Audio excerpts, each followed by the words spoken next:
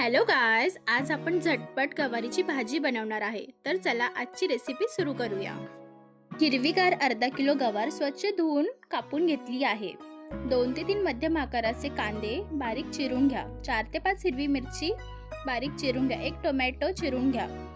9 ते 10 लसणाच्या पाकळ्या ठेचून घ्या आणि 1 वाटी किसलेलं खोबरं घ्या. एक कढईमध्ये तेल टाकून गरम होऊ द्या. त्यात पाव चमचा जिरं आणि कढीपत्ता, ठेचलेला लसूण टाकून परतून घ्या.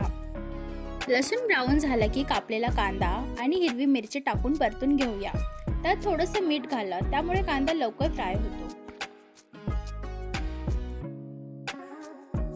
कापलेला टोमॅटो टाका आणि परतून घ्या.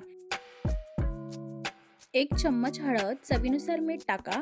आता त्यात कापून घेतलेली गवार टाकून एकजीव करून घेऊया. थोडा वेळ झाकण ठेवून वाफवून घेऊया तेल सुटेपर्यंत. आता किसलेलं खोबरं टाकून मस्तपैकी एकजीव करून घेऊ.